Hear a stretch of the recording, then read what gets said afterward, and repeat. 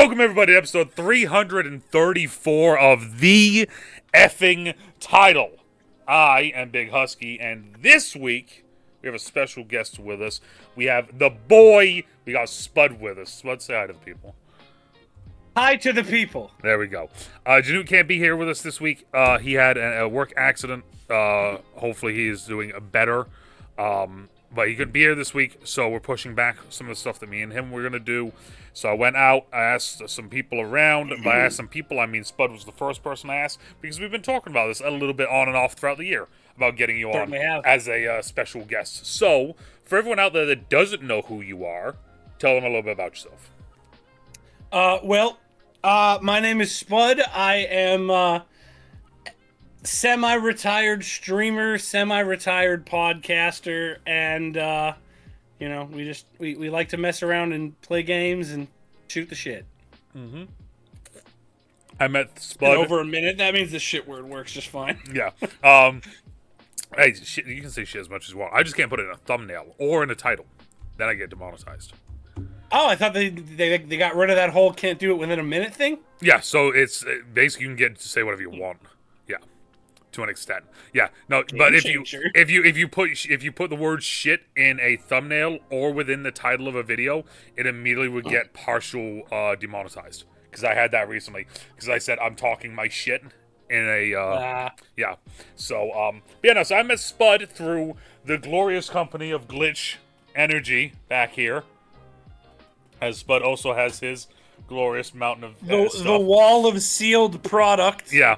As I go and grab my Monster Energy. So that's how I met Spud, was through that, and since then we've gotten closer and closer and closer.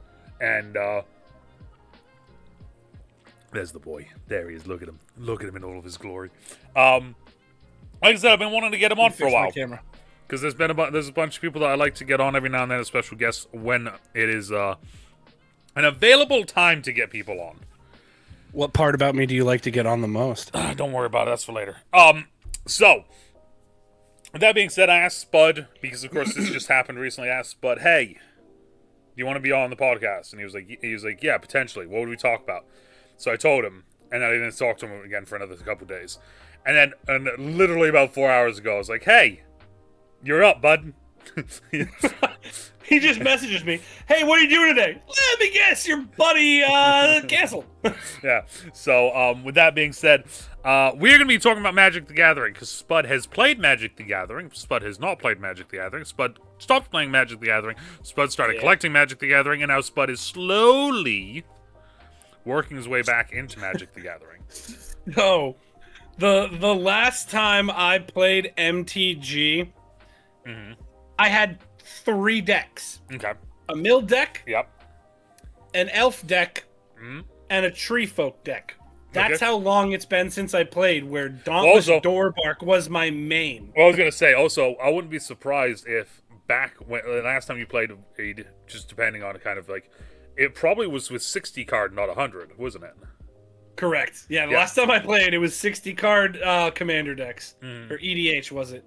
Again, I've been out of the Magic the Gathering scene so long, I've forgotten everything. Yeah, so I thought this would be a fun one to do with him slowly starting to get back into stuff. I know at one point recently he bought a shit ton of Thunder Junction because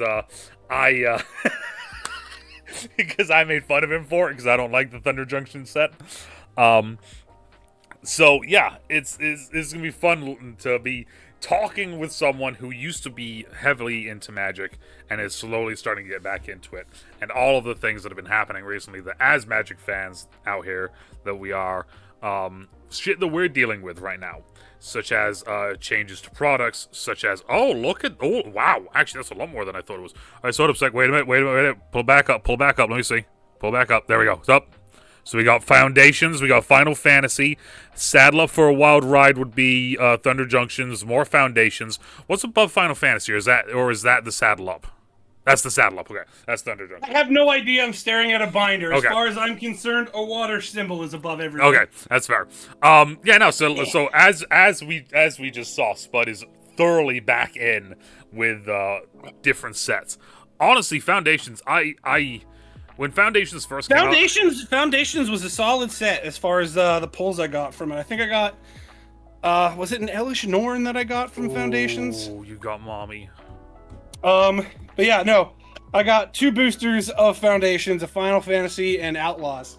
And then I also have a bunch of cards in... Oh, those are my waifu binder. Disregard. Actually, do I have any magic cards in the waifu binder? Let me just go through this with you here. We've got some waifus here. Okay, got, some waifus and some Pokemon there, and then we've got some more Pokemon and some more waifus, and more waifus and more Pokemon. And oh, look, there's me. Here.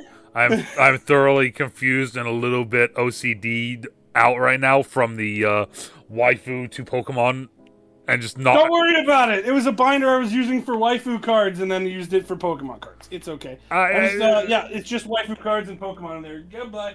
This is my MTG binder. So, we've got some interesting cards here. You know, but probably the favorite one that I pulled, if I can find it. Where is my doubling season? Ooh, okay. So, doubling season is one of the cards I was gonna be reworking into, because right now I'm working on my new Magic deck, which again, I'm a sucker for elves. Okay. You know, I love my consistent army of elves, but yeah, here we go. So do you know what doubling season does? Yes. That's what I guess. One of the main decks that I have and I've been working on for like a couple years now, and on Arena I like thoroughly got down fully, is a squirrel deck. So yes, yeah. And I've also got some really nice full art, alt art, like Kefka Mage. Oh yeah. I've got Tifa. I like all the alt art shit and the full art stuff that they did with the Final Fantasy series. Like I'm probably gonna buy more just strictly for the artwork. I was gonna say one of the things you should look into. Look at all these are badass. One of the things you should look into, because like I have them back here, can't really see them too well, but I'll show you them later. Is the scene boxes? Have you seen those? I have. I just have seen them online because nobody has them around here. They are fantastic. Honestly, really cool products to own, because not only do you get like a little box, so like over here I have them, and they're kind of lower down, so you kind of can't see them. You can see that one over there to an extent. The to be fair, I kind of can't see anything anyways because I have to zoom in on you on Discord. So. Yeah. You are pixelated as hell. That's what I was gonna say. Like, I'll send you. You're pixelated like a J. You're pixelated like a JAV. I'll send you a picture later.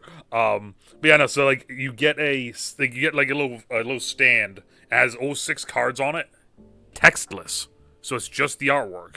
But then you also... I know what you're talking about now. It has them in the row, so it is essentially just the whole artwork. So you get the artwork, but then you also get the 6 cards in Magic form. Yeah, so you can actually use them. Didn't they just make one for Lord of the Rings? I forget. Was it the Nazgul scene? So I have the Nazgul scene above Pelennor Fields. I have the Witch King being struck down. I have Galadriel showing up, and I have Helm's Deep. I have all 4 of them because I love Lord of the Rings. But they also have them for. They did one for Spider-Man. They've done some for Final Fantasy, which is why I said about it. And they did some. I'm gonna have to put in the ones for Final Fantasy. I'm a Final Fantasy sucker. Yeah. So that's the funny. That's the thing. So with you getting back into Magic, right? What's some things that you're noticing? Because like for instance, I've been consistently in Magic for the last couple years again after being in it for so long. What's something now that you're starting to see? Because it is interesting asking people this, because once people come back to the game, there's always things people notice, and then it's like it always seems like it's kind of the same thing, but there's always like 1 or 2 things that are mildly different. For me, it's all the new card effects. Like the last card effect that I played through was Landfall. Mm-hmm. And a little bit of the transforming cards. Yeah. That's when I stopped. So I'm picking up cards now going, what the fuck is Mayhem? Yeah. What the fuck is this? Mm-hmm. I don't understand this. Well, so like it's funny because like I'm gonna look real quick just to see if I can. I could probably pull a random one out of Thunder Junction and go, I don't understand what's on this card. Well, like for instance, like because like you get to this is the part where like, and this is something we can talk about in a little bit as well with Universes Beyond, the thing that everybody loves. they need to stop pumping out so many. Like, I get it.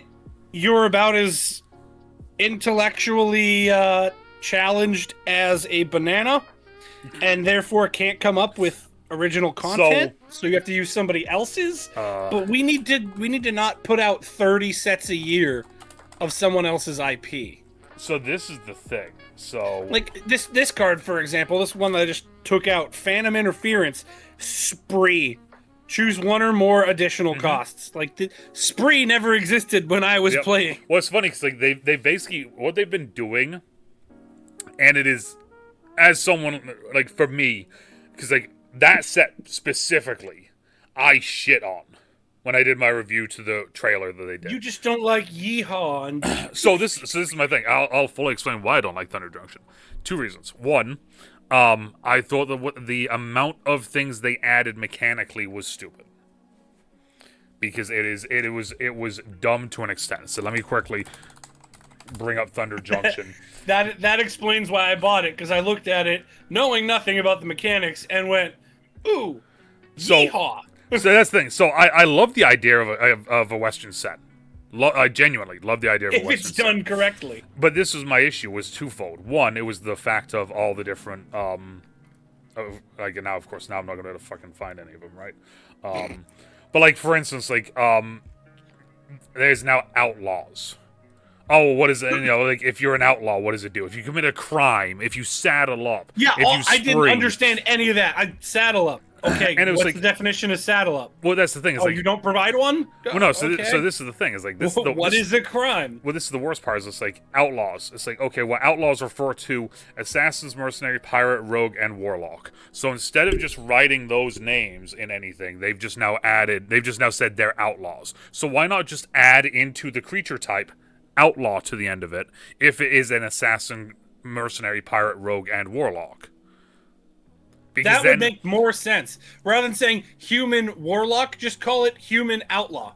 Yeah, well, even human warlock outlaw. Because by doing it like this now, what you've done is pirates are outlaws. So if we go all the way back to 7th edition, for instance, just throwing out a random thing, 7th edition, if there's a pirate in 7th edition, it's an outlaw. It's an outlaw. But now you need to remember these, because if you don't remember them, then they're not outlaws. But then also, if you just made it a creature type itself, it would have added more things you could do later on, instead of it just being a vague thing. I can see why they did that, though. You're saying let's add it as a creature type for future. Yeah. They're looking at retroactive. Yeah, they're just saying like most of their player base does not play standard. They play. We can use any card from any set. Yeah. Because we play for fun. We're not, thumbs up butts, sniffing our own hands, going, oh well. I'm the best at standard. Here we go. Because isn't standard dying too? Like more people are playing EDH and Commander than they are standard. This is the issue: is a lot of it's dying. Not even just standard. Like a lot of it is dying. Just period. Like across the board.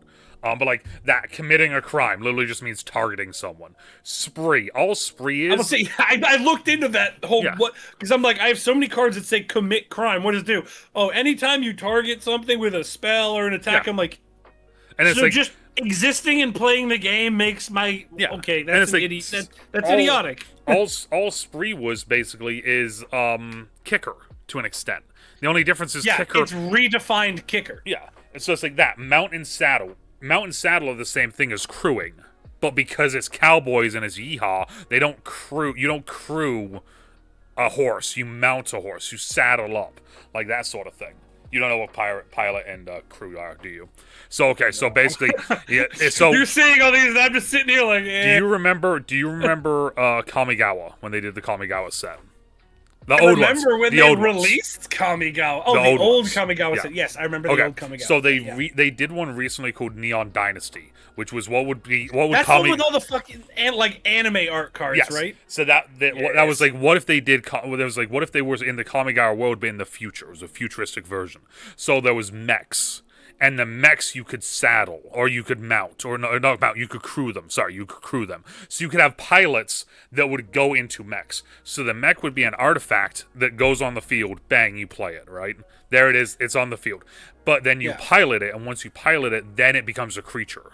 As soon as it's unpiloted, it goes back to being an artifact. So this is the exact same thing. Would that essentially be like a equipping it. Yes. So what you would do is you would tap a creature, like if it said crew 2, and you had a 2/2 creature, you could tap the 2/2 creature to pilot that that mech. That mech now becomes, but you have to tap your creature. So you're basically losing a creature to gain a mech, or like a motorcycle. So let's say I have a mech that's 4/4 and it's a crew 3. I can tap a 3/3 creature and essentially attack with a free +1/+1. Yes, and you can also also tap a 2/2 and a 1/1.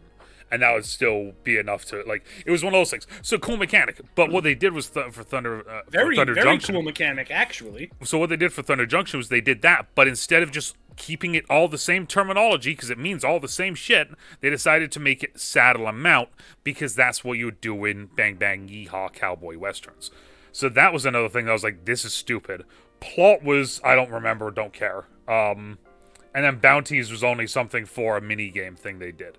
But my thing was this, was like, a Western set sounds dope. Love the idea of a Western set.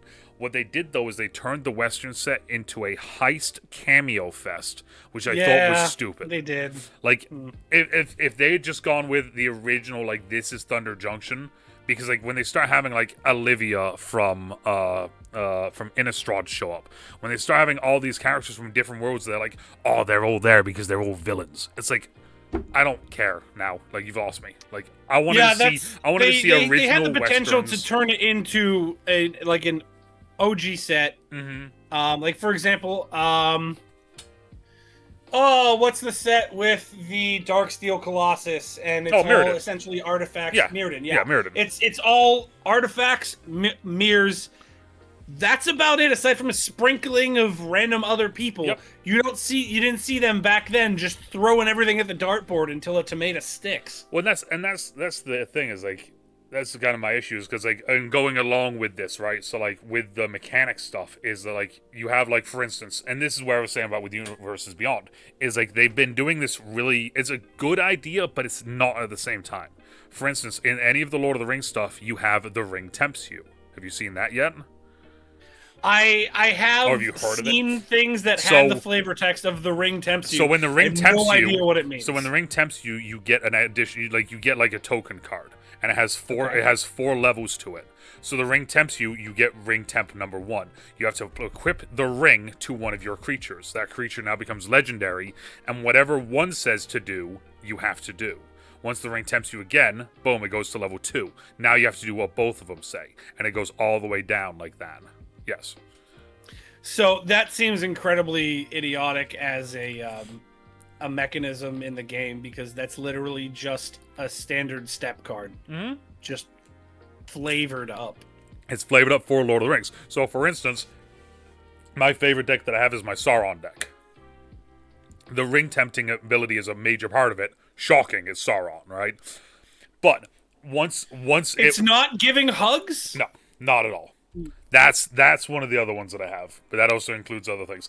But yeah, no. So like for Lord of the Rings though, it makes sense. But if suddenly you start tempting in regular sets, it just kind of seems weird to an extent. Yeah. Same thing with Doctor Who. Doctor Who has timey-wimey. I'm not fucking with you here either. Timey-wimey is literally Timey-wimey. Tap 7. Put time travel 3 times. Activate only as a sorcery. No. That welcome to, and no. this is that's so good. It's so stupid. This is the issue that we're having with, or at least this is a lot of my opinions with this stuff. But I have heard other people saying the same thing. We just saw it with Spider-Man. Spider-Man had web slinging. It's basically ninjutsu to an extent, but it's there's a lot of these mechanics that they're doing that they're making it so they're specific to just this one set, and then it's never going to be seen again, and it kind of ruins that. Stuff. Bothers me immensely. That's why I miss old MTG. That's the whole reason I stopped playing, is because they started implementing stuff that made no sense for the old revisions. Like, if you're going to include the old revisions in any kind of playable format, not standard, which was their whole thing, yeah, but any kind of playable format, You want everything to mesh together properly. Yeah. Not, oh, here's web slinging Spider-Man, and it's the only card that is your win condition, and then meanwhile you're running Merfolk. Yeah. Like, it's very weird because like I remember me and my friend Jagger, shout out Jagger. We did an episode where we were talking about. I don't have a shot of Jagger, but I'll do a shot of bourbon. There we go. We did an episode where we were talking about Spider-Man before it came out, kind of like what our hopes would be for the set. And I had this wild idea for Spider-Man set that would set up for the Marvel set that we are getting in 2026 and future Marvel sets, because we're getting multiple years worth of Marvel sets, by the way. I would say if they had done that and kept everything in like the MCU realm, so this is sure, the thing. that'll fit because it fits with every other set. The web slinging probably will continue in there, but it's ninjutsu. My idea was symbiote tokens or symbiote counters. So my thing would be this: is that like you have Eddie Brock as a main character, right? Just Eddie Brock. Eddie Brock comes on the field. Once he gets a symbiote counter, he turns into Venom. You remember the old level system that they had for a couple sets? Where, like, if you paid enough mana, then they could level up a creature and it got different abilities that everybody fucking hated. I don't think I was playing during that time. Okay, let me look up Coral... Is it Coral Helm Commander? Yep, look up Coral Helm Commander. That will give you a good idea. Coral Helm Commander. Yeah, that will give you a good idea of what I'm talking about. So this was my idea for... This is my idea for symbiote tokens. Or counters. You put a counter on a creature, boom, they flip over. It now becomes this. So you have Eddie Brock on one side, and when you flip it over, bang, now it's Venom. Because he has a symbiote counter on him, right? So now... Is it supposed to be all in Italian, or am I just stupid? You might be looking at an Italian version, because I'm looking at an English version. Okay, I might... Yep, I'm just stupid. Disregard. But like, so it says like level up 1. Levels 2 to 3 has flying and it gets +1/+1. Level 4 plus, it now has other merfolks get +1/+1 and it becomes a 4/4. Basically, the more you level up a creature, the stronger it becomes. So my idea was this, is that like, you could have Eddie Brock, the bully, who then turns into Venom, the bully. So then you can have multiple different versions of Eddie Brock that turn into multiple different versions of Venom. And the more the symbiote is on the host, the stronger they get, which is similar to how it is in real life in the comics, right? The longer the host is bonded together, the stronger they get. So the more you level it up with the more counters you get, the stronger it gets. And have a bunch of different things. It would allow you to have multiple versions. To me, that sounds like a fantastic idea. You have it as like a level 5, and once it gets to level 5, the card transforms. And now it's just Venom. Well, so you have Brock, a 1/1. Let's say levels 2 to 3, he gains an extra 1. Levels 4, he gains an extra 1. 5. So you level him up to level 5. He's a 3/3 or something along the like. When you hit level 5, evolve Brock Turner, and now he's 8/8 Venom.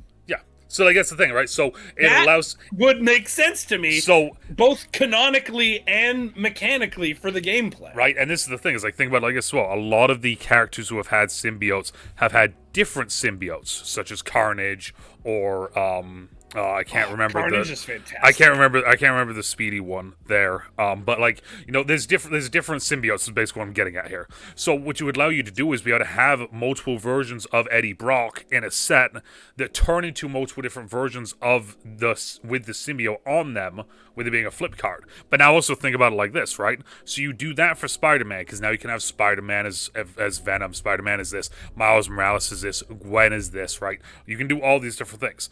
Now we get to this main Spider-Man set.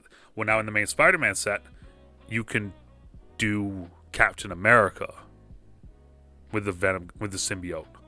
You can do a whole. Okay, so you're treating the symbiote as an equip card. It's basically an equip card, but it's just a counter. So you put the symbiote counter on it. You can remove the counters from them too. So you make it a counter sort of thing. So as soon as the counter hits them, it's like the level up. Instead of putting a level counter on it, you're putting a symbiote counter on it. Because then you can do all sorts of stuff like that. Because then eventually what you could do is you could do a mini set or like a side set that's null. And you could Venomize the entire Marvel Universe, basically. Which isn't something we haven't seen in the comics. and it would make it unique to make it unique to the Marvel set. Like, I'm fine with them making new mechanics as long as it is unique to the set and it makes sense. To me, that just makes sense. You level up a character with symbiote counters, they become stronger, and then you can do multiple different versions of the character. Because then it allows you to be able to run, like I said, Groot, Venom Groot, Cap, Venom Cap. Which, like I said, we've seen these different characters before in some iteration of this. But that was the thing that I was saying at one point. Because, like, you get, like, web slinging, which is just ninjutsu switched. You get timey-wimey, which I've never bothered to expand on because it's Doctor Who. The name of it means idiotic. Yeah. Well, it's Doctor Who. You say timey-wimey, it means disregard any interest but it's I had. But it's one of those things, like, as long as it makes sense and it isn't, like, an old mechanic that they're just rewording to make sense for this. Because, like I said, I saw web sling and I was like, that's ninjutsu, but they just worded it a little differently. I don't think they've come up with any fresh, new mechanic. It's all, as far as what I've seen, as far as, the stuff I've pulled, it's the same shit reworded. Yeah. And that's basically what it's been. But, like, this is the issue why, so when you went, ugh, for Universes Beyond, you want to know why they're never going to stop doing Universes Beyond? Makes them too much money. Take a wild guess at how much Final Fantasy made day one. I don't even want to guess at that because I know I'm going to be off by millions of dollars. And just take a wild guess because I'm only talking day one, like launch day, the very day first one, day. 20 mil. Times it by 10. Told you I'd be off by millions. It made $200 million on the first day. Hi, I'm one of those people that brought it on the first day. I bought a collector booster, so I can't say. But, like, it was Final Fantasy is my favorite series. You can't say MTG is putting out a Final Fantasy set, and then I go. Well, so this is. I have no interest in. Like, Lord of the Rings set, right? Massive set. Lord of the Rings is one of the first sets where, like, it kind of changed the opinion of Universes Beyond to an extent because it sold very well. It was received very well. I'll just say, just because it sells well doesn't mean it's a fantastic playable set. That's the thing. It sold well. It was received well. There was a lot of really cool, good cards in it. It took Lord of the Rings 6 months to do what Final Fantasy did in one day. So not even thinking about Magic side of it, just think about that IP-wise. It took Lord of the Rings 6 months to make $200 million. And then Final Fantasy's like, day one. Hey, we released the Final Fantasy set. You know you want to give us your money. And that's the thing. Is like I don't even know. Like I'll look real quick. I actually think it might be pretty bad as well. Spider-Man. The figures aren't public yet. But Spider-Man there was a lot of people buying Spider-Man right off rip until we all found out that it was a trash set. Avatar. Pretty solid set, honestly. I've been seeing people ripping up Avatar cards because of AI art and protest. I'm like, you already bought the set. You already bought the card. This is idiotic behavior. So this is what I have heard / seen from that because I saw that as well, and I was like, this is just I'll take the card. Like, just give me the card. Give the poor guy the card. So it's a Toph. Don't like the AI art. Give it to a child or something. I don't know. So it's a Toph card, and it's I don't know if it's AI art. The artist has done AI art in the past. We're seriously protesting someone because in the past they have done something. And that's the thing. I don't know. I don't know, and make it like that. I don't know if the actual artwork on the Toph because it's Toph Hard-Headed, I think is the name of the card. Toph Hard-Headed. Hard-Headed teacher? Yes. That card apparently is AI art. And I'm sitting there looking at it, and I was like... It looks the same art style as a lot of other art in MTG. It's like, that's the thing, is like, I'm sitting there and I'm also looking at it, I was like, I think it looks cool. It's a cool card. I dig the card itself. Right? So, like, it's just one of those things that, like, yeah, people are like, oh, it's AI generated because, like, if you look at this one area of the image, it looks like, and it's like, are we really doing this right now? Like, but from what I know, it's because of the artist.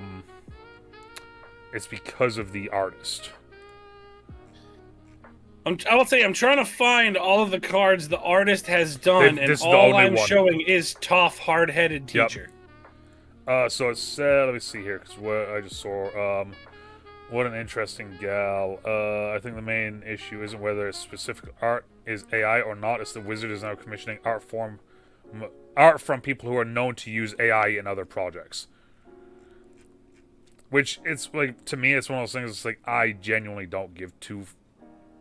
Like, Yeah, it's a fucking playing card. Like, it's not like he's selling this in the Louvre and making $100,000 on AI art. and like, this is the thing, is it's like, whether it is AI or whether it is not AI, it's like, okay, don't buy the card. Like, don't buy. If you get the card, just don't, like, there's no need to throw a hissy fit about it. This is the If you get the this card, is the first just time. sell it.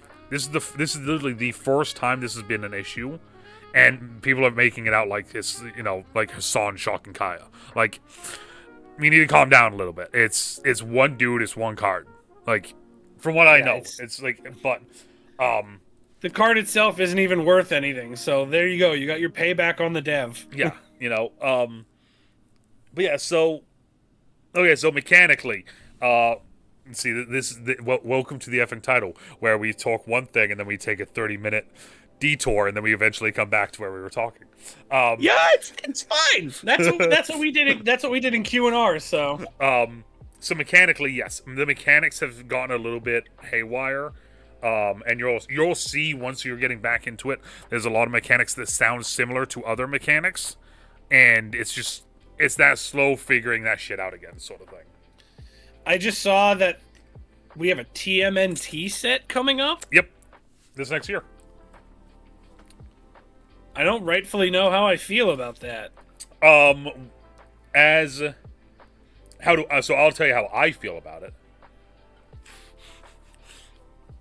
I think it is stupid, but Some of the cards aren't even worth trying to chase for. So well, that's the thing, is it's like it's a garbage set. it's becoming Magic. I hate to say it, Magic is slowly starting to become a Pokemon thing now. Yeah. Where Dude, it's I got real big into Pokemon because of chases. well, that's the thing, is like, let me get this real fast. like it's becoming that. I hate to say it because it started to an extent really with Lord of the Rings, with the 1 of 1. Yeah, like, as soon as Post Malone offered a bounty on that card, it was game over. yeah. Well, and like that's But the thing. like, Is like, I'm a sucker for collecting. Like, I've got a shiny Japanese Volteon oh, that's sick. CGC 10. Like, See, I need- collect graded slabs. So. I have one card I want to get graded. The problem is, those 1, I don't know how to do it. 2, I don't know if I want to do it. And 3, I probably don't have the Do it. money to do it. It's like $25 to grade the card. Well, that's the thing, is like, it doesn't it also depend on that, though, like how much the card is worth? Because this card is worth a decent amount, if I can find it. So What sets it from? Lord of the Rings. So I have a Soul Ring in Elvish that's the Ring of Man. I can't see it. Your glare from your lights is blocking my So- view.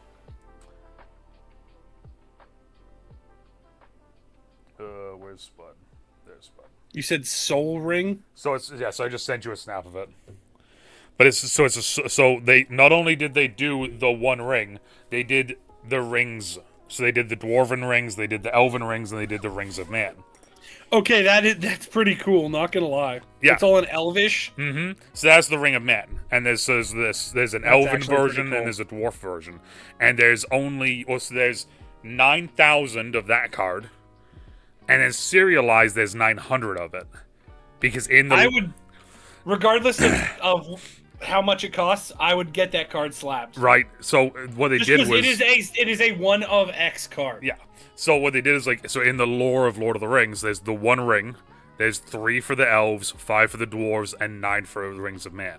So they did the same thing with the Soul Rings for those things. So there's 3,000 unserialized for elves, 5,000 unserialized for dwarves, and then 9,000 unserialized for the man. But then And there's then vice versa, 900, drop 500, a 0 for yeah. serialized. Okay. And I was like, Yeah, I'm sitting there and I was like, that's one of like, the cards I would get slabbed up. Yeah. Regardless. But yeah, so like that's my big one.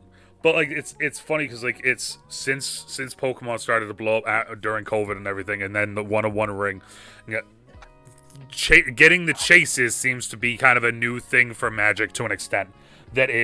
That's the thing people are trying to do, is they're just trying to like, oh, well, this set comes out, well, here's the chase card for it. Meanwhile, I'm sitting there like, cool. That's what I do anytime a new set comes out. I go, what are the chase cards? Are they useful? Yeah, because like for instance, like most people are saying that. Meanwhile, here's me, where my buddy opened up how many? We opened up 4 collector boosters of Avatar. I think it was either 4 or 5, and this is it's mainly for the stream that I'm sure, or the viewers, but like I got this stack from him of Avatar cards because I asked him, like he just gave me them for free. They're all just cards that involve earthbending. That's it. I'm about to say, like a lot of the Final Fantasy cards that I have, I'm planning on getting slabbed up, but they're all just the like extended artwork stuff, the cool looking stuff. I have Urza in that version. I'll have to show you. Urza Scarlet? No, Urza is in like actual like Urza, like Magic the Gathering Urza. Gotcha. So it's Terra Branford. That's the stuff that I like to go for as far as slabs. Is A, big money stuff gets slabbed because then big money stuff turns into bigger money stuff. And then B, is it a card that I like? If so, I'm slabbing it because I like the card. That's fair. Like, again, as an example, my Jolteon. I got it slabbed. Yes, okay, so mechanically that's where you're at.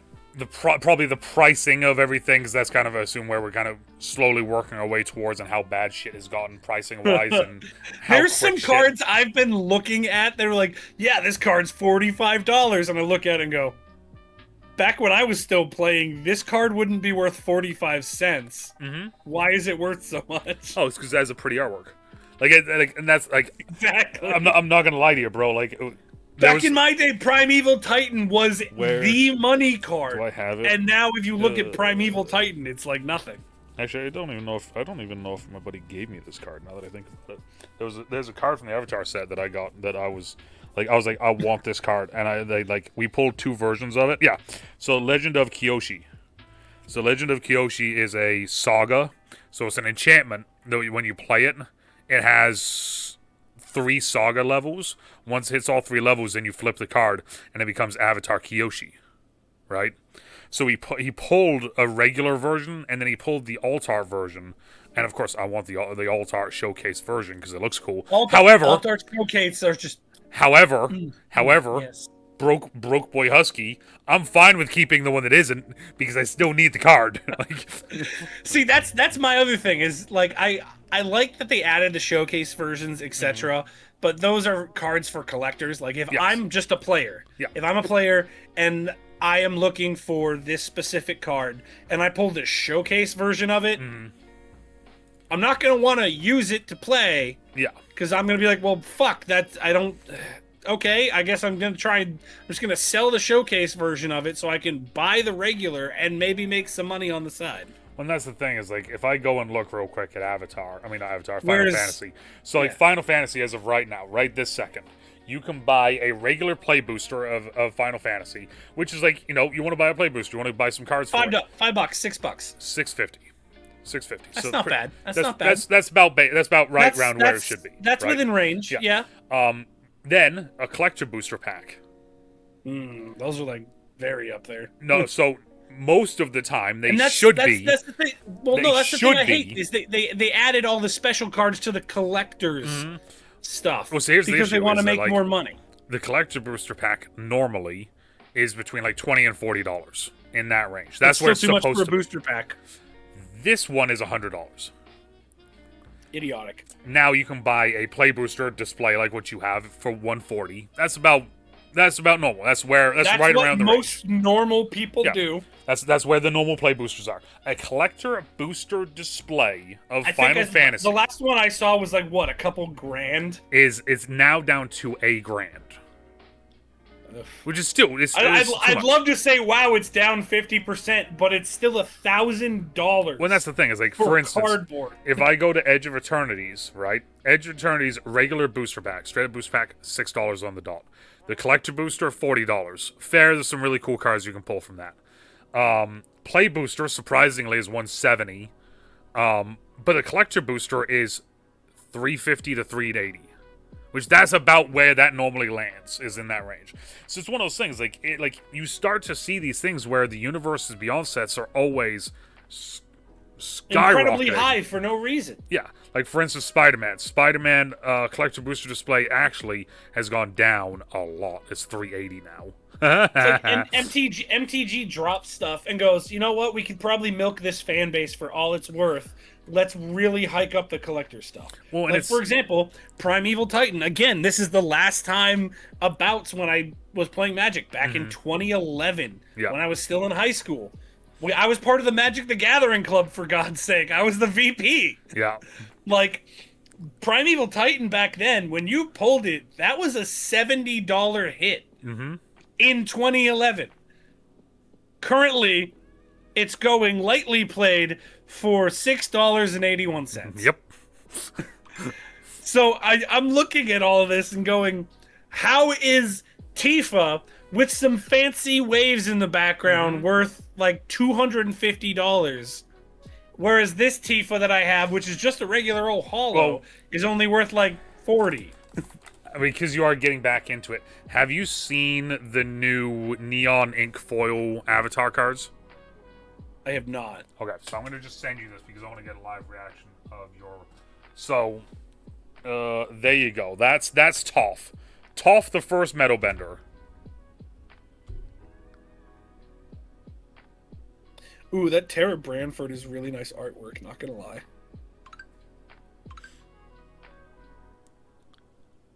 How much is that card? Right now, I can buy this near mint foil for $780.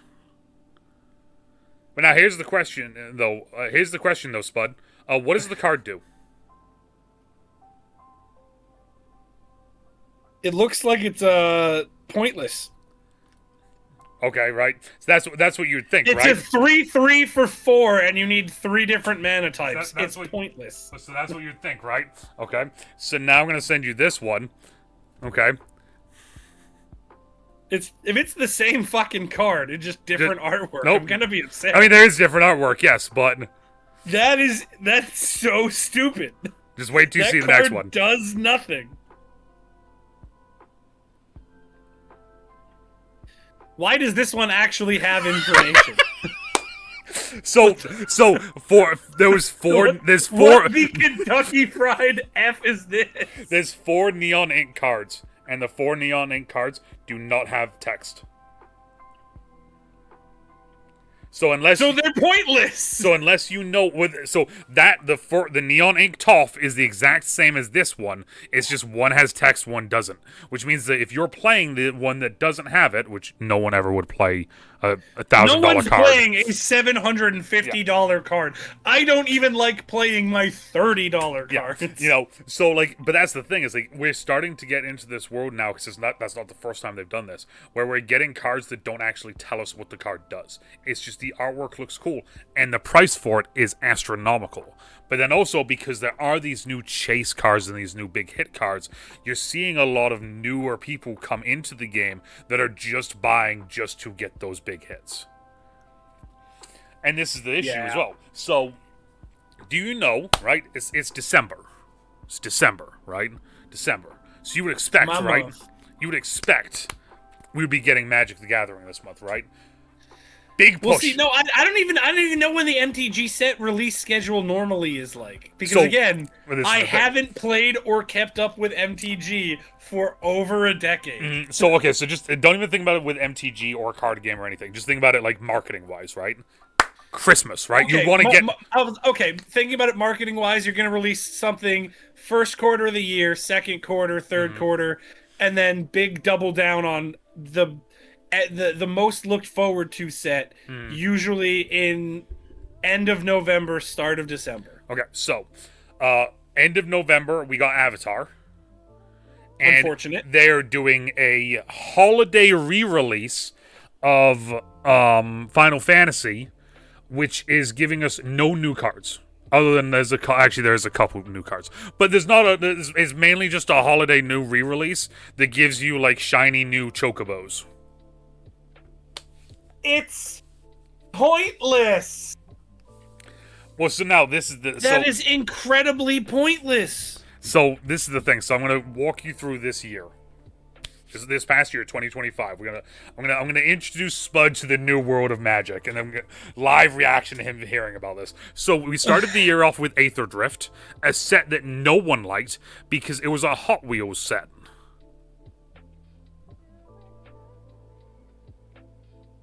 Come again for Big Fudge? So it was a what set?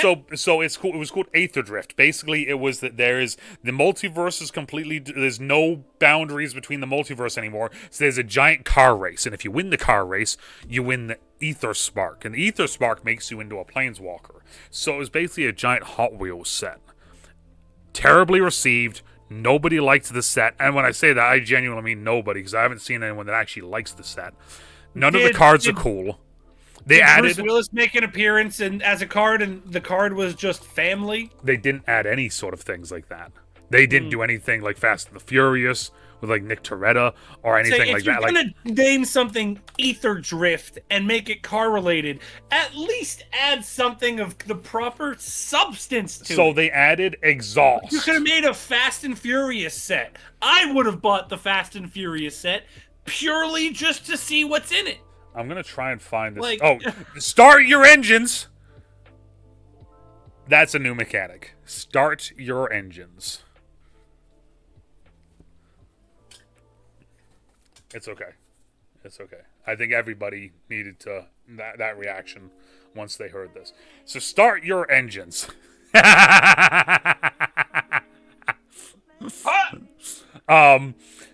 If you have no speed, it starts at 1. So what you're telling me is I have to play Magic the Gathering while on meth. If you have no speed, it starts at 1. At least 1 speed. It increases on each of your turns when an opponent loses life, and the max speed is 4. This just gets dumber the more you talk about it. So that was the first set of the year. That's how we introduced 2025, man. So there was already off to a fantastic start. Then we got Tarkir Dragonstorm, which honestly was a fantastic set. I love that. We went back to Tarkir. You said the word dragon, and I'm all here for it. One of my favorite decks that I ever made was an old Jund deck with I forget the dragon that I had as my commander, but he just dumped on people. So Tarkir is one of the most beloved sets that we have ever had. One of the last true blocks that we ever had. And one of the main reasons I think we need to go back to blocks. But we went back there. It's been like a couple 1,000 years or whatever many years after everything. And it's like this is the story now. That sort of thing. Fantastic set. I love it. I have a deck that I'm working on there and over there somewhere. One of my favorite sets that have come out recently. And then we went Final Fantasy. So it's like, okay, Final Fantasy. Cool. Like, not for me. I'm not a Final Fantasy fan. You are a Final Fantasy fan. So I'm excited for you. But for me, I'll buy a collector booster and I'll be happy that I bought one. There we go. I got some cards. I am literally in the exact same boat. Yep. Because I got the card that I wanted. Like, I usually buy a set every time a cool one releases. Mm-hmm. Just so that way I can have a shot at pulling the cards I really want to pull. Yeah. Because you know me, I'm a collector. Yeah. If I can get a collector card, I will get a collector card and then play with the rest. Yeah, fair. And it's not the big hit money Tifa, but it's the exact card I wanted. It's just a regular hollow Tifa. This is the one card I really wanted. Yeah.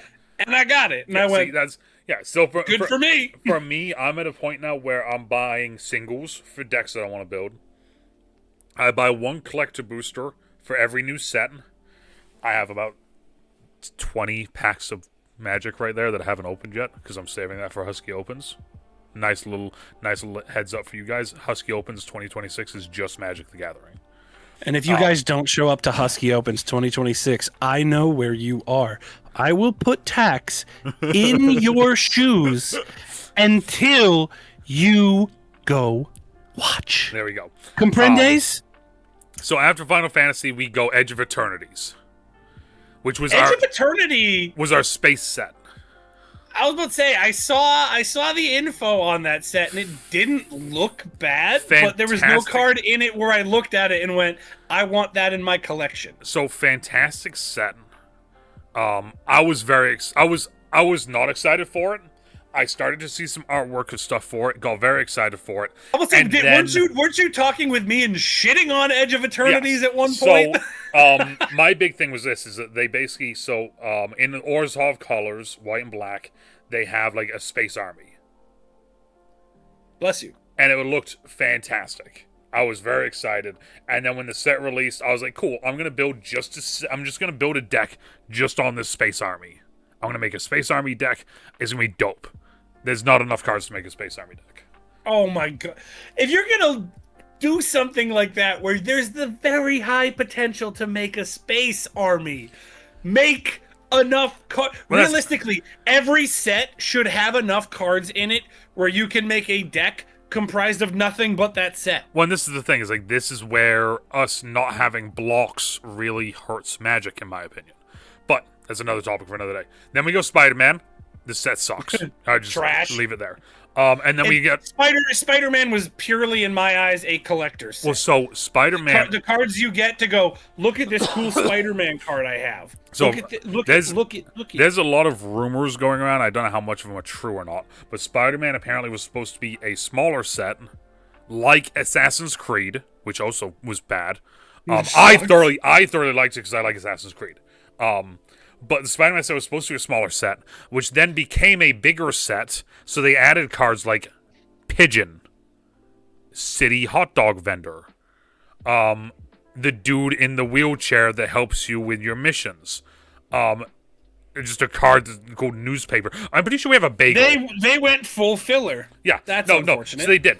But then also, not only on that, they didn't have the rights to the digital assets.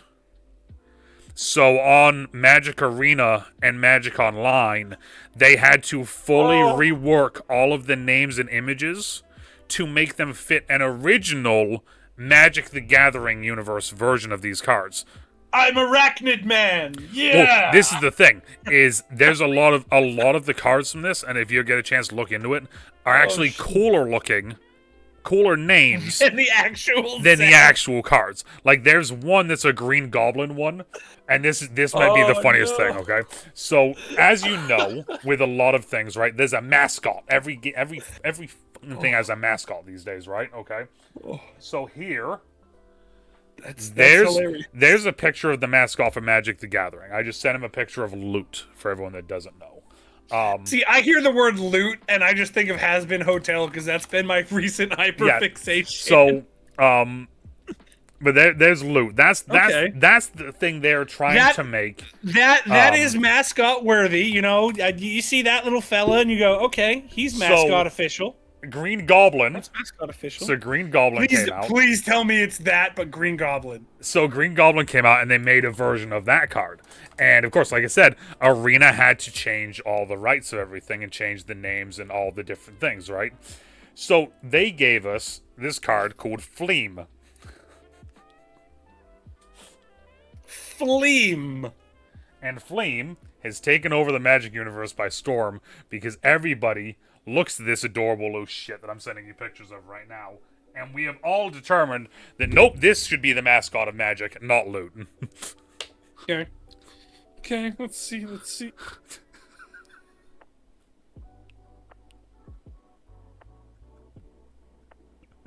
Look at his stupid face. Yeah, click on the next one because it's a better picture. Look at his stupid face. Yeah. His face is so dumb. It really should be the Magic the Gathering mask. But so he has just derp face. And then so we go from Spider-Man, which is just universally a really shitty set, to Avatar, which is I would say a decent set. There's a lot of really cool cards in it, but unless you're there's a lot of like I know a lot of Toph cards in it are really strong with earthbending because it makes lands creatures, and then when they die, they just come back to the battlefield tapped. So there's a lot of weird mechanics with landfall that you can do with that. I would say I could certainly use a lot of Toph decks because landfall, like I told you, what my elf deck and my tree folk deck, they were heavily reliant on landfall to stack my permanents to give my elves and or tree folks just here's 30 +1/+1 counters every turn. Do with as you will. So, like for instance, like if I read like this is the exact wording: target land you control becomes a 0/0 creature with haste that's still a land. Put however many earthbending 1/1 counters on it. When it dies or is exiled, return it to the battlefield tapped. Yes. Are there any stipulations as to creature type, or is it just it's a land creature? It's a creature that would be a technically creature land. Damn. So let's say I have some cards, or I used to have some cards that would say your land becomes a 1/1/0/0 X creature. Well, that's the thing, yeah. So, like, for instance, think about it like this. If you play, like, a Evolving Wilds, right? You play an Evolving Wilds, you earthbend it to make it a creature. We love Evolving Wilds. You sacrifice Evolving Wilds to go get yourself a basic land. You put the basic land in play. Evolving Wilds was earthbent, so now you bring it back to the battlefield tapped. Landfall trigger just hit. That's actually a really nice combo. And then you just keep going and going and going and go. So it's like a lot of really cool things. But that was 2025. Now we get to look forward to 2026. And are you ready for the bullshit I'm about to walk you through right now? I've never been ready for anything in my life, so let's go ahead and so we're going back to Lorwyn, which is a fantastic set that people loved. We're going back to Lorwyn Eclipsed, first set of the year. I know the Lorwyn set. Yep. I was you do not cite the deep magic to me, for I was there when it was written. So we're going back there in the end of January. The only thing I've been finding out recently, though, and I just found this out like today, is that the Commander decks price is being increased. And they are removing... I'm not too worried about that because I don't just buy regular old Commander decks. I make my own. Yeah. But they're also removing the sample collector boosters from them. Oh, that's a different story. Those have a lot of decent cards that people just getting into the game kind of need. Well, and also it's a nice fun thing because, like, for instance, my Soul Ring, I got one of those. No shit, really? Yep. So it's one of those things where it's like, so for me seeing that, it's luck of RNGesus was on your side that day, my son. But that's the thing is, it's like it removes an element of, because I've when I played Lorcana, that was a big thing that I loved with Lorcana. You buy a Lorcana starter deck, they gave you a free booster pack, a full booster pack. Really? Yes. How cool is that? See, I feel like that's something that every TCG should do. Yes, because it allows you to have... Buy a pre-made, because it's essentially your, let me try this game, here's a booster. First one's free. What it's that, but then also think about it like this, right? Like, if I buy this, like, I want to buy a Robin Hood Lion King deck. Boom, I buy the deck. I open up a pack of cards. I'm sliding through the cards, and I get a really cool Stitch card. But the Stitch card isn't in the colors that this deck is. Well, now I want to build a Stitch deck.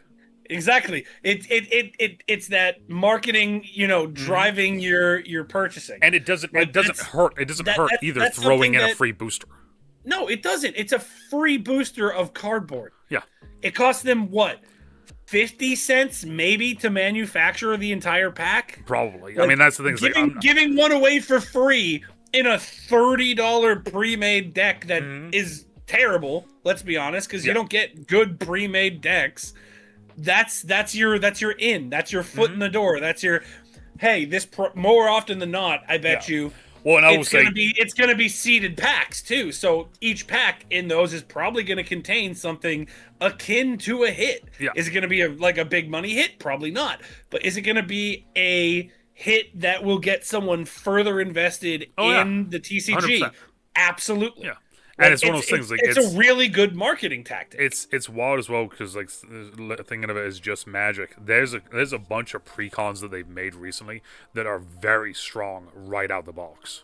Like you buy, like for instance, a lot of my decks up here. I would say one of my buddies bought the Warhammer precog. Oh, he those said are that those are he dumb. needed to make like 4 adjustments to Yeah. it, and now he 6 turns people, and I'm Yeah. like, Jesus, all Yeah, right. I mean, like most of the decks that I have are all precons. There's only like 2 that I have fully made myself. One of them is technically is a precon that I've adjusted, but it's like by adjusted, what I mean is I bought the precon so I had the land base already done.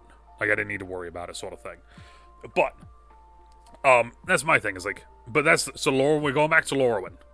I never went to Lorwyn, so I'm excited to go there. Lorwyn set seems like, to me at least, it's going to be a bunch of elves. Oh yeah, there's gonna be elves. As somebody who was maining an elf deck, I'm not too upset about this fact. I mean, I know right now there's Kithkins, there's Merfolk, there's Elementals. So those are the main things. Okay, so what you're saying is I could probably revive a lot of my older decks, Oh, yeah. because I also had an old Merfolk deck that it was a hybrid combo, Merfolk and Mill. Yeah. Just enough pain in the ass to keep you dumping your cards. Yeah. But enough cards on the board for me to not just have to sit there and wait for my inevitable death if you don't run out of cards. Yeah. So then after that we're going Teenage Mutant Ninja Turtles in March, which I'm waiting. I've bought 2 collector boosters. I'm excited to get them and open them. But am I gonna build anything from it? No. It's TMNT. Let me do the thing, like that sort of thing. The reason I have no interest in that is I've never had any interest in TMNT to begin with. Well, and this is where I think this is the universe is beyond pro and con, because it isn't both. Yeah, this is where universe shoots itself in the foot. Is you're releasing specified sets with specified niche ass characters, and you're alienating like 80% of your player base. And that's because your player base is going, the cards are ass.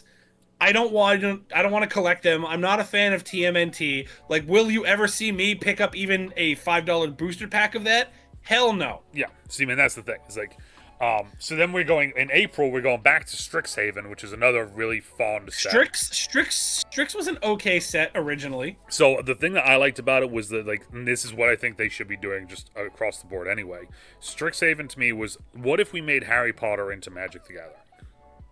And now we're going back there. Yeah. So I'm very excited to see what happens when we go back there. I'm probably going to put a lot of money into it because I'm an idiot. Well, but I'm going to tell you what happens when we go back there. We're going to go back there, and it's going to be Draco Malfoy with a long ponytail. And it's going to be some children that grew up, and suddenly Harry Potter's, he's got diabetes now. He's become kind of like his uncle. He's kind of heavy set, because of all the chocolate frogs and the Birdie Bots every flavored beans. So it's going to be fat Harry Potter and Ron just sitting behind the bar drinking a pint of beer as a card. And then it's going to be Hermione the know-it-all. And then in June, we have Marvel Superheroes. See, here's my big pet peeve. We should have never even started with Marvel to begin with in MTG. So stuff like that, leave it alone. Keep it out of MTG. Lord of the Rings, sure, it's on brand, but Marvel, Spider-Man, TMNT, all that stuff, I think it has no place. I'll hit my opinion on it at the end, because I don't want to say I have a great opinion on Universe Beyond, but I think my viewpoint on it, I think a lot of people would agree with. I'll word it like that. Then we go The Hobbit. This can go one of 2 different ways. I'm a massive Lord of the Rings fan. I'm a massive fan of Tolkien. However, I am as well. But there's not enough source material in The Hobbit to make a full set. That's exactly where I was going to go with this. That's why I played the Hobbit worried. video game, and it was lackluster at best. That's where they would have used a lot of source material. Well, that's the thing is, like, I've read the book, I've read the Silmarillion. Let me phrase that. I attempted to read the Silmarillion, read all the Lord of the Rings books, watched all the movies, I've gone through the whole thing. I love that universe. The Silmarillion's the next book on my read list. I now have a functional library here. It is a tough read. I'm going to tell you that right now. It is a tough read. It's not as tough of a read as the Rise and Fall of the Third Reich. Trust me. Okay, fair. The book is half the size of Rise and Fall, just in Tolkien's style of reading. Like if I can read a 1,000-page book about the rise and fall of the Nazi regime, I can read a 500-page book. It's more of the actual the way it's written, and the way everything goes through. Structure. That sort of thing. After The Hobbit, we go to Reality Fracture, which is our final set in universe magic. We're back to in universe. Reality Fracture, in my opinion, is either going to be an okay set or the biggest flop that Magic has had. And I'm going to explain to you why I say this. So what you're telling me is it's irrelevant either which way. Because, well, the multiverse... If it's just going to be an okay set or trash, there's no point in it's called Reality Fracture. The multiverse meets its match is the tagline for it. And during the last MagicCon, they hyped this up as the biggest, most experimental, a mechanic we've never had before, but we really tried doing, and we finally made it work. Like, they hyped this thing up like this is going to be the biggest and best set the Magic has ever released. They hyped it up because they know it's gonna suck and they want to sell copies. Well, so my thing is this: they have to be hearing the community's loud vocalness of how bad in-universe stuff has become, to which they're doing something that needs to push it over the top. Hence, Reality Fracture. And then the final set in November. Take just a wild guess. Where's something that you wouldn't want to see in Magic the Gathering? Something that I wouldn't want to see in MTG. That's a very, very, very long list. Well, as soon as you say your first thing, I'm telling you what it is. So, can you give me just a generic ballpark to play in? Space.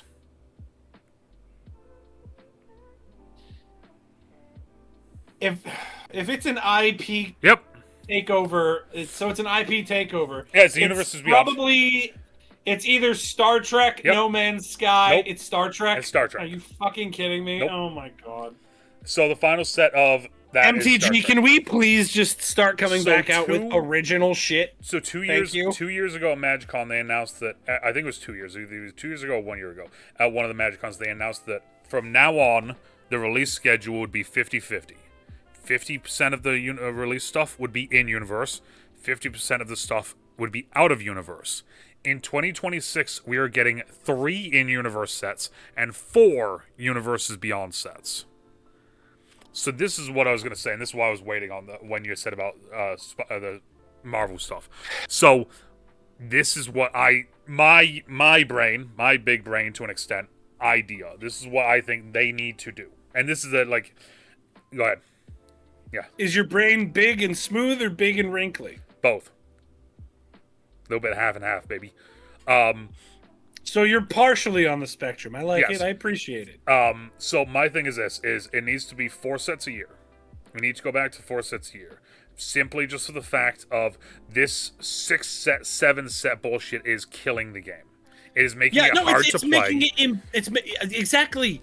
Well, if you go down to a set per quarter, like it used to be, they have time to make the cards work, not just with all the other sets, but with themselves. So here's the thing. Some of the sets that are coming out, the cards don't even work with the cards in the same set. So here's the thing: is we just had Avatar. Literally, Avatar came out like the week before Thanksgiving. Okay, so we are at December 7th, and that's an important. Yeah, and you said date. They're pumping out another set this year, right? No. So that's the last set. So, the end of January, we're getting Lorwyn Eclipsed. Okay, that's not long. That's 2 months at best. Lorwyn Eclipsed is at the end of January. Then in March we have TMNT. In April we have Secrets of Strixhaven. Okay, this is all important, right? The timing of this. Okay, December 9th, we are getting the first exclusive look at Marvel superheroes, which will be coming out in June of next year. Before 3 sets, 2 of which being in-universe, before any of that stuff, we are getting a full look at the Marvel set. This is the issue. And I put on a tinfoil hat, I did this a little while ago, and no one has yet to be able to tell me that I'm wrong with this. No one has. Probably because you're correct. That's why no one's telling you you're wrong. I commented on someone's post because this is when I found out about this. Most of the time, Magic is releasing Universes Beyond stuff right before an in-universe thing happens. So like I said, next month we're getting Laurel and Eclipse. What's the big marketing push? What's the big thing that's happening? We're getting a look at Marvel that comes out in June. I thought it was going to be the sexy elf women, but yeah, that's just wish. me. But like it's the same thing. When Tarkir Dragonstorm was happening, guess what they were marketing? Final Fantasy. When Edge of Eternities was happening, guess what they were marketing? Spider-Man and Avatar. And it has been like this for the last couple years. It seems that they have forsaken their own stuff. All of their marketing is just going to all of these Universes Beyond. My tinfoil hat says that they've seen how much Universes Beyond makes them.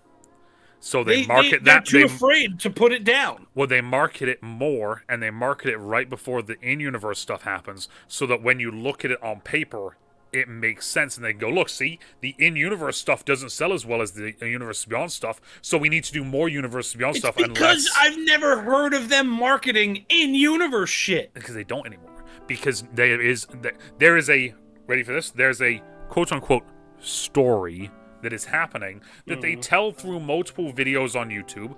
Actually, not bad listens. But this is part of my old head thing. I am a part of the days when Fat Packs bundles, for everybody that's soft and they had to change the name from Fat Pack, used to give you a book like this one. I don't think I've ever gotten a book in any of my Fat Packs. They stopped doing it after a while, but I used to have a ton of them. This is the only one I have left, and this is from the first set I ever bought, Odyssey, one of my favorite sets of all time. But that was an early set, right? Yeah, this was Odyssey was 01. Okay, yeah, no, that I started buying Fat Packs in like 08. Yeah, so this is 01. But like, so this isn't a 300-page book that tells the story of Odyssey. There's actual lore behind it. And this was back when blocks happened. So you would buy a Fat Pack, you would get a tournament pack, you would get a couple packs, spin down dice, and you would get a book. And the book would tell the story. And then next release, you get that Fat Pack. You get the lore. You further expand. So you've just got wizards shooting themselves in the foot going, why do people not want to play Magic the Gathering anymore? Exactly. So this is the Husky big brain idea. We go back to 4 sets a year, and this is exactly how I would market it to. I would do it. So we're bringing back blocks. I don't care what anyone says. Blocks are back. 3 set blocks, because now we can tell a story. Every year we're telling a story. If you don't like realistically, that should how it be. That should be how it is, because that well actually. Because they give me a second. Let me cook. Gotcha. Let me cook. Right. I'll let you cook and then I'll ramble. Okay, so we do 3 sets. First quarter, second quarter, third quarter. Boom, boom, boom. Right? There's the in-universe set. So it's hit. The story is fresh. Lore. The mechanics can switch over, be advanced, because that's what they did in Tarkir. Tarkir had 1 mechanic in 1 set. In the middle set, it had 2 mechanics for a certain thing. And then in the final one, it was just 1 mechanic. And the mechanic changed. So it was able to fully flow.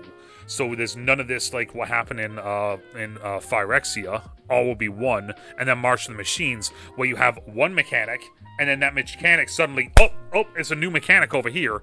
So you can't even build the mechanic. Yeah. Exactly. So like you couldn't even fully build off the mechanic from the first set. So this allows you to do that. So you have 3 in-universe sets. 1 Universe Beyond set. And it is a big set. I'm talking Lord of the Rings, Final Fantasy. It's a big set. And it is at the end of the year, so that way then you can promote it for December, putting it into the marketing season and all that. So it makes sense to do it that way.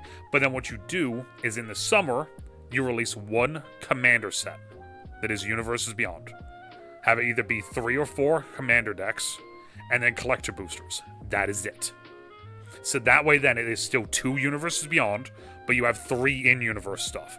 And by commander decks, what I mean is Fallout. What I mean is Warhammer. Doctor Who they did it with. Yeah, so one-offs that are only a collector. Exactly. So like item, for instance, you could have done Assassin's Creed. Here's a whole Warhammer 40k set. Exactly. And it would allow you to do Warhammer 40k, I think they need to do another Commander set release of it. In my opinion, I think they need to do another 4 decks with another 4 different things: Eldars, Tau, There's so much you can do Orcs. with the Warhammer 40k. Well, that's the thing. Is like my thing, because I said it on someone's post, and they were like, I kind of like that idea. Was Eldars, Tau, Orcs, and then go back to another Space Marine one, and then release it as a part 2. I really like that idea. You do it as a part 2, and unlike the first one, you release it with collector boosters, and all the collector boosters is cards that are in those sets. Yeah, just like variants of them. Well, you could have... Well, not even variants. So Doctor Who and Fallout did this, where you buy a collector booster, and the cards that are in the collector booster are the cards that are in the commander decks. So that way, then it's just you're still selling the cards. Because, like, for instance, I don't want to buy a collector like a precon deck for Doctor Who because I don't know Doctor Who. I'll buy a collector booster though.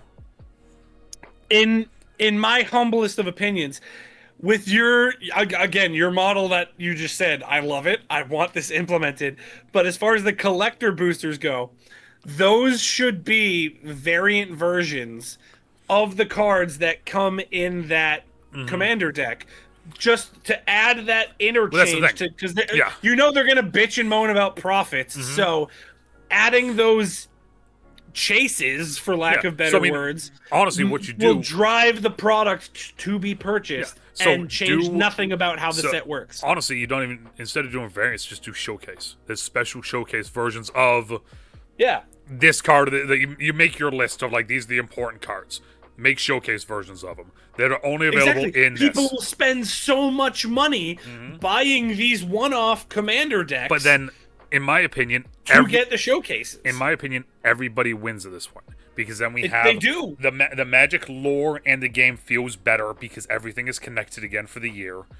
Everyone that loves Universes Beyond stuff can still get their one big Universe Beyond set a year, plus the mini Commander deck set a year, that sort of thing. And it would allow for them to fully... It gives them enough time. Yeah, it gives them enough time to build everything out so you don't buy a set and go, what is this slapdash dog shit? Yeah, because this doesn't work with any of my existing cards. Well, that's the thing. And the thing about Legacy, instead of getting the most recent set for Spider-Man that we just got that was rushed, put together bullshit.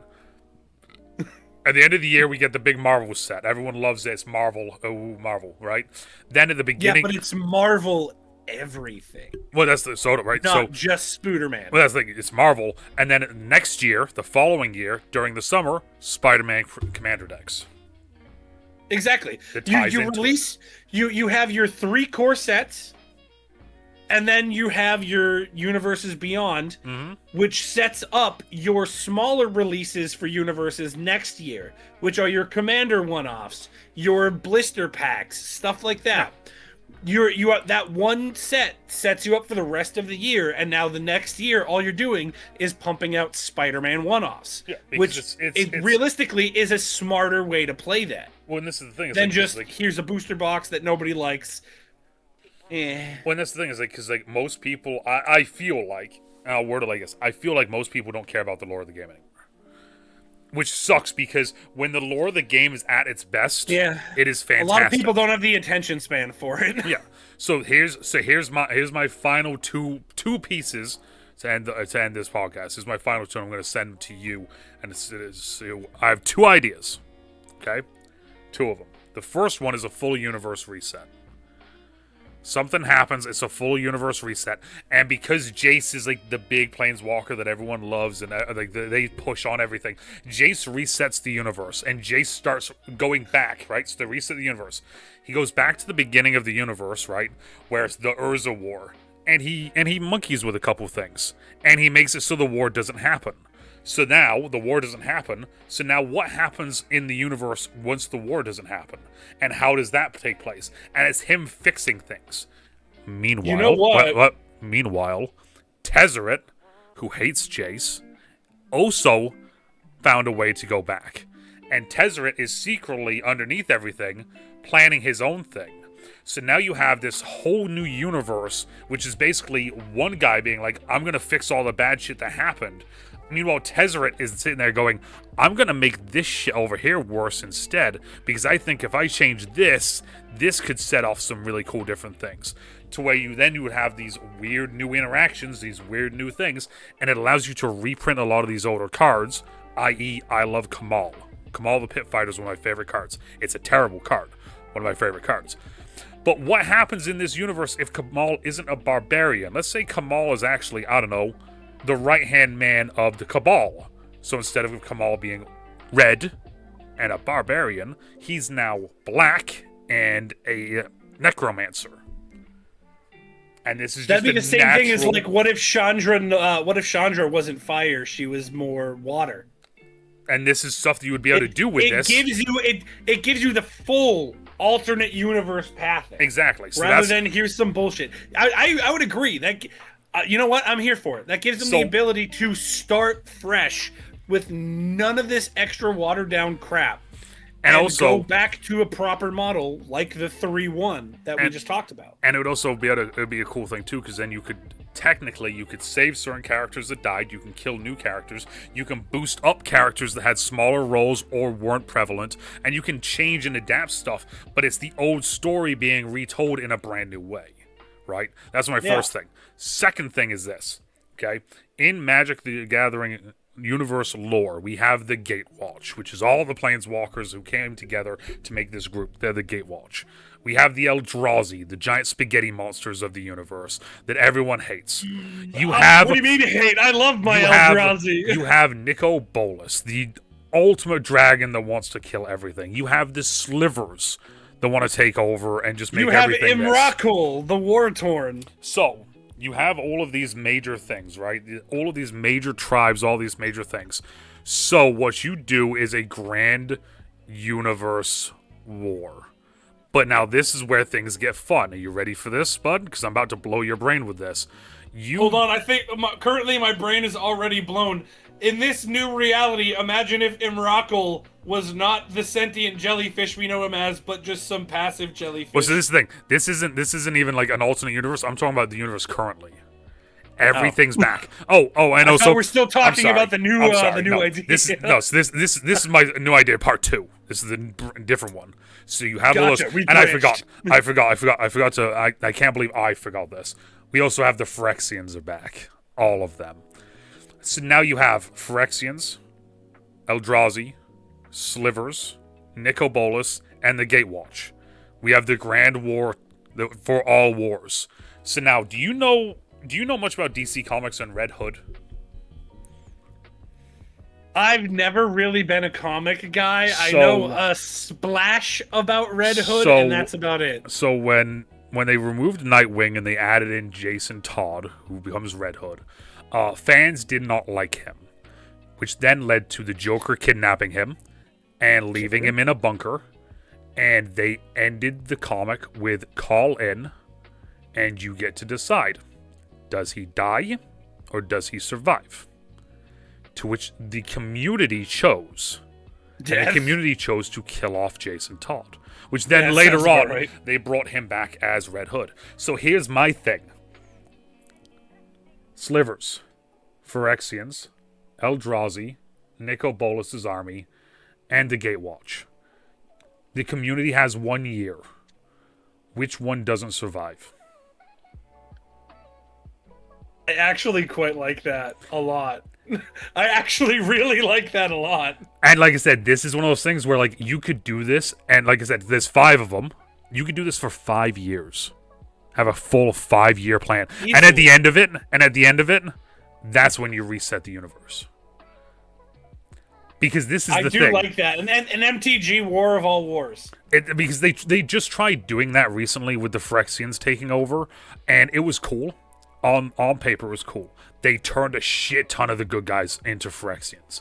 The problem is, though, is they said they were going to kill a lot of them, too. And they killed the ones that no one cared about. Oh, so there's realistically no actual play in that. I'm talking about, you tell me we killed, Greco the Goblin. I'm like, who's Greco the Goblin? He has 0 relevance. I am literally talking about, for 5 years, let's say Slivers don't make it out of the first round. How dare you? Let's just say Slivers don't make it out of the first round, right? For the next 4 years, there's no Slivers.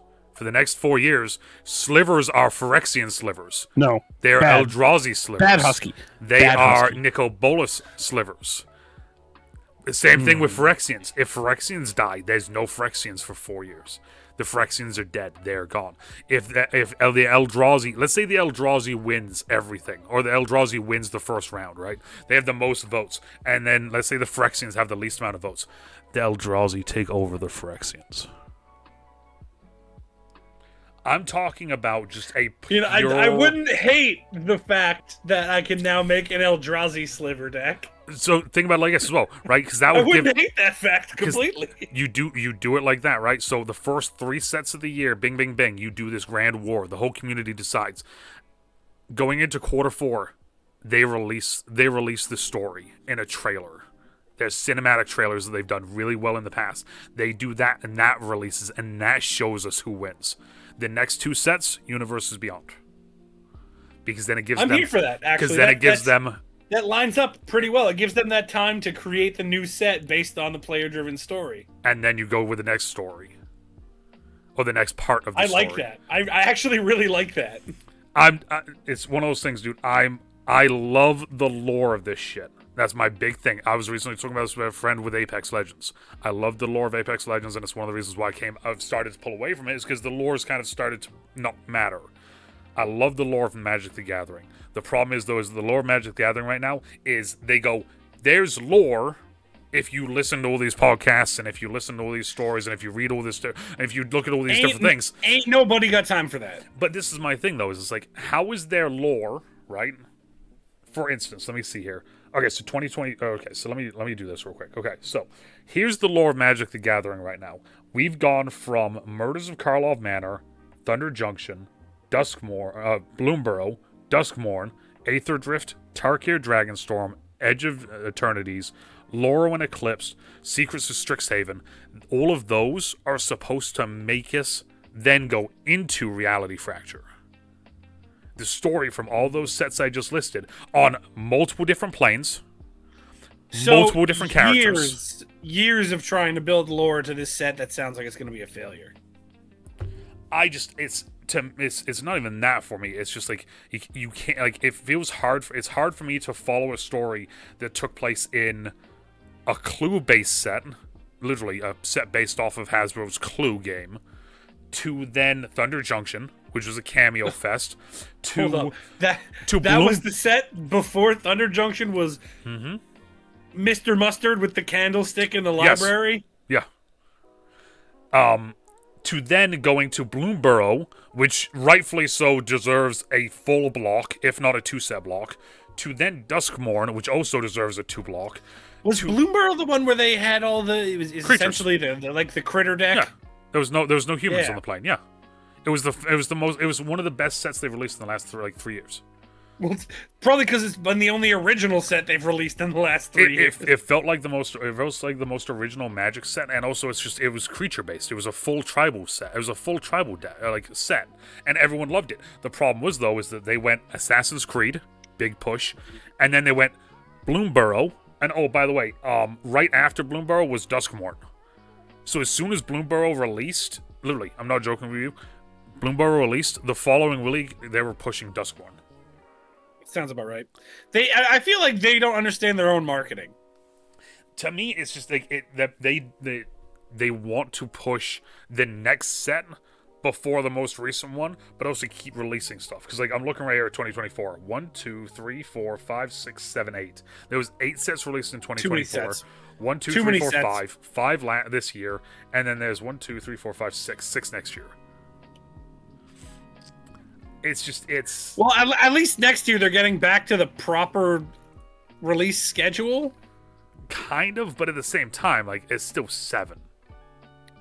Yeah, this still is a lot. It's 7, and 4 of them aren't even in universe. So, but like I said, I would say in 20. Again, I'm going back to when I was still playing. In like 2010, 2011, they only released like what, 4 or 5 sets total? Let's take a look. 2011 Magic the Gathering. We had Mirrodin Besieged got released in February, so boom. That's a deck builder's toolkit. That's a dual decks thing. Another dual four decks sets. thing.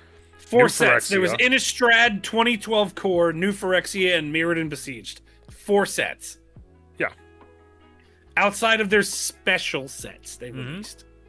But that makes sense. 4 core sets a year is what the proper standard, in my opinion, should be. Because A, it's good for the consumer, because now you are able to space out buying your MTG.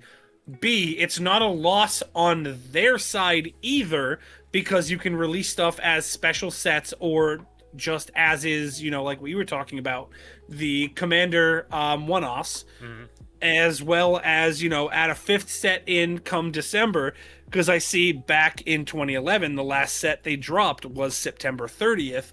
That would give you time for a December, Universes Beyond set to sell out for Christmas. Yeah. Like, if they learned from how successful they were in the past, this would be fantastic. Well, but this is the thing. Is like it's because of the success of Lord of the Rings, because of the success of Final Fantasy, because more. I'm gonna word it like this, and I don't mean to word it like this, but it's the best way I can word it. Because of more scalpers and resellers moving to Magic, because it's harder to get Pokemon. That's true. Yeah, everyone is buying up all Pokemon. You're starting to see this influx in Magic. They don't care about anything anymore, and that's how it feels. No. As a casual player and a person who cares about the story, they don't care. And it's one of those things. Oh yeah, like exactly. I used to be a casual player too, and it's at the point where now I'm seeing so much, even with other TCGs, all they're doing is pumping out sets with no regard to anything other than profit. I forgot which set, which card. Oh, Riftbound, the League of Legends card game, just released. And I didn't know League had a TCG. They just released it, and they announced their schedule, and they're doing 4 sets a year. And there were people who have never played card games before. There was like, that seems like a lot of sets to release in a year. 4 sets a year is proper. And I'm sitting there, a lot of people are like, it's like, oh, sweet baby Jesus, oh honey. That's a lot of stuff to release every year. It's like you don't. Anybody else? Yeah, that seems about right. Yeah, everyone else is just like, it's like, oh, I remember when I was you. Oh, you sweet summer child. But like I said, that's my thing. Is I think Magic needs to get to a point, and that's why I think Reality Fracture potentially could be a really big thing.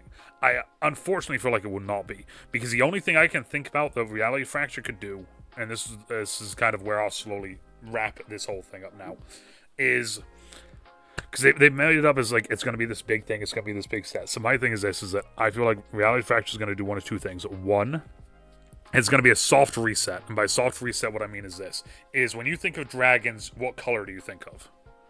Black, red. Okay, so we make them green, blue. Goblins, what do you think? They're always red. All right, so they're white. Humans. White goblins. Oh boy! All right. Right. If we're gonna fracture reality, if that's gonna be the whole Goblin thing, army with lifelink, something I've never heard of. that's the thing. Is like if they're gonna make this grand thing where it's like this is the biggest thing, the biggest change. Oh my God, we're doing all this shit. They need to do something. So that's my first thing: is they're gonna switch the main tribals of everything to other colors. Red elves. Here's what I see with the flaw in that is it just won't happen. Oh, it won't. That's but 100% flaw. But this is the thing: is like because you got a lot of hope in this new set. Oh, I don't. This is my brain thinking, because it's that, or it's my second one, and this is the one I really hope it is, and I'm almost 100% sure it's not going to be this. I just included this on my short that I made. They bring the color purple into the game. So there was a article back in the 90s that they were going to introduce the color purple, and it was a joke sort of thing. But then they released the set called Portal, and Portal's emblem was purple, because they couldn't figure out how to make purple work in the color pie. So instead of that, they were going to introduce it in Portal. They just made the logo Portal. In Odyssey, they were going to introduce purple, but they couldn't figure out how to do it. When the Eldrazi were happening, they were going to make them purple, but they couldn't make the logistics work, so they made them colorless instead. One of the big things they said with Reality Fracture was this is something they've been trying to do for years that they haven't been able to pull off. I do agree. It does sound like they're trying to queue up for purple, but the fact that throughout all of these years they've never been able to find a way to make it work sounds like this is just going to be their way to force it down our throats. So my thing is this: is that like it's no matter what it's going to be. If they did it, it was going to be received poorly because one, now you're adding another color, so now we're going to have these people that want to make purple decks. It's only one set. So now you have to have a set that has everything from the other colors, but enough cards from purple so you could make a full purple deck, which they won't be able to do because they can't physically do that. Then, on top of that now, purple only works with Reality Fracture because there is no other purple cards. Yeah. So then purple now needs to become a thing where it's purple and this other color. But then at that point now, it's like... But then also, like, you think about it, like... That's the big thing, is they're so locked in to the colors that they have, it's very difficult to add a new color. And that's the thing, is like each member of the color pie has like 2 ally colors, 2 enemy colors. Each member of the thing has its own like certain things. So like angels, elves, this, that. So it's like now you have to think of like what is as soon as you throw purple. A new color into the mix, you now have to redefine everything. But, and this is the thing, but if you did that, it breaks the reality of the game. So here's how I can see them implementing purple. You have your, objective pentagram of colors. Void right in the middle. Well, so that's your purple. That's void. That's basically what the Eldrazi was. No, I'm talking. It's a color of itself, but void is the thing, not colorless mana. Yeah, void. Yeah, so like that's like purple is your void based, and that's since what is it? Since it's all about rifts, that's all jumping through time space, black holes, purple. When that's in the one of the center things of the pentagram. One of the things I've been saying is that basically that, and then what it's supposed to be is that like purple works with everything. So purple has lifelink, has haste, has trample, has this. Yeah, it literally it is essentially the Switzerland of MTG. It is the ally color of every color. There is no enemy color for it. It literally works with everything. It's a mercenary state. Yeah, and it was like it would be interesting to see, but like I said, those are the only two things that make sense to me. Because like I said, this is something they said they've been trying to do for a while, but they haven't been able to find a way to do it, and now they have. Which means it's either going to be something incredibly good, or it's going to bomb. In my opinion, there's only two things they can do. Flip every major thing that we have, or add the new color finally. Because what else is big enough to do at this point? They're probably going to add a fresh mechanic.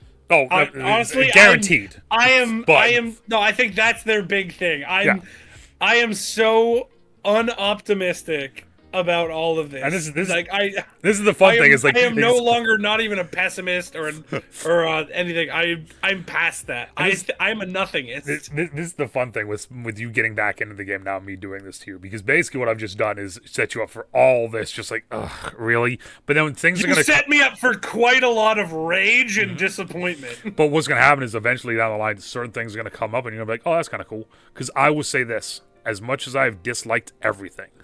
And I word it like that, even though it's not true, but mainly disliked everything that they've done recently. There's a lot of things that I can point to, and I'm like, I really like this, or I really like that. And every single set, I can do that with. But the overall sets themselves, I can't. Even Yeehaw? Yep, because there's a lot of really cool original characters in that set. There actually really is. And that's the big thing. Is like there's a lot of really cool characters in that set.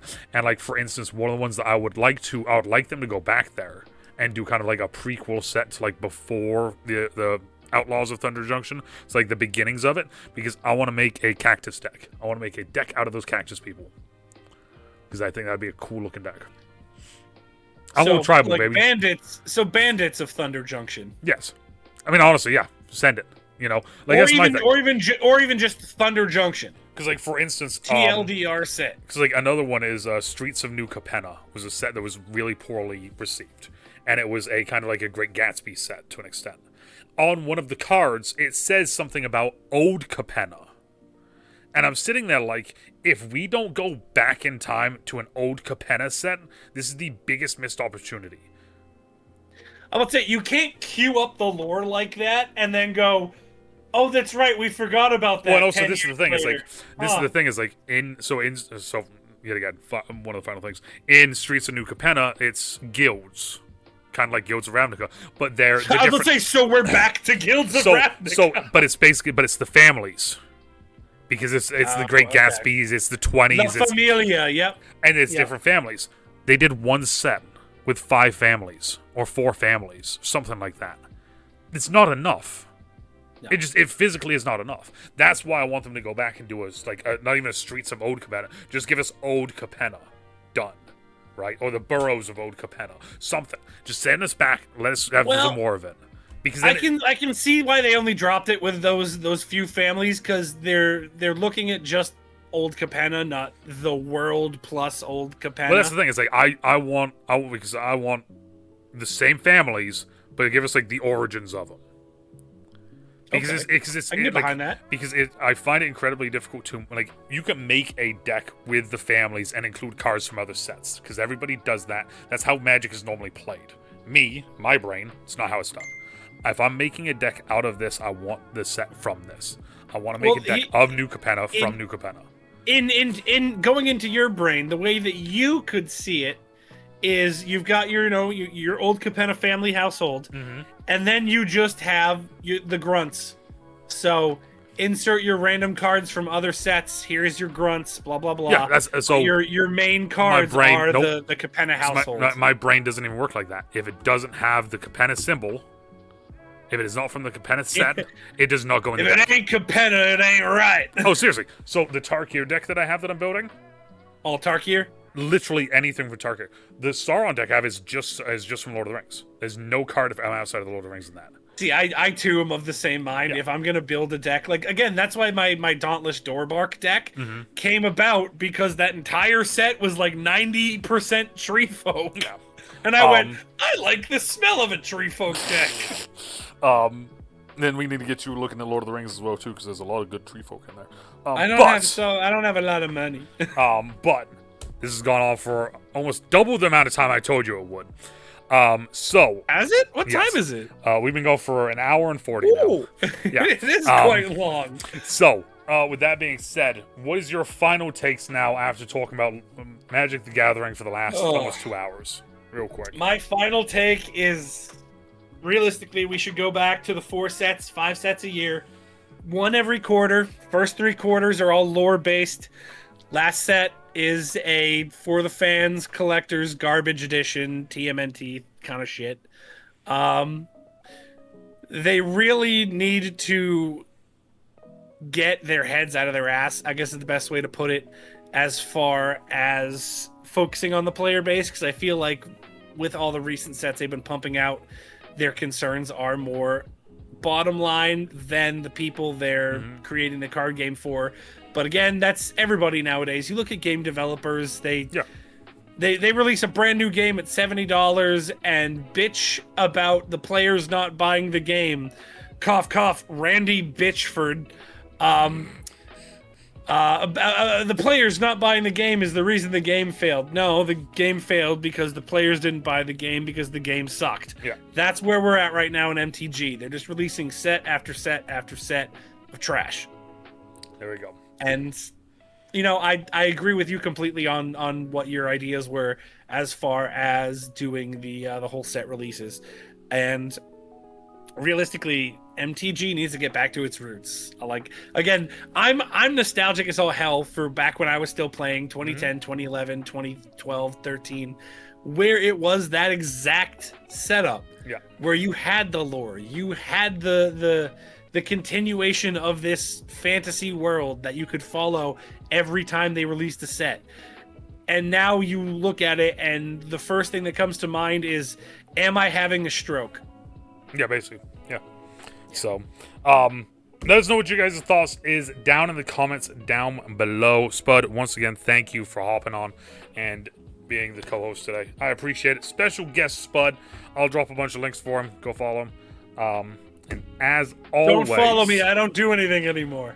Go follow him. As always, depending on where you are, morning, afternoon, even night, stay out of trouble, stay safe, and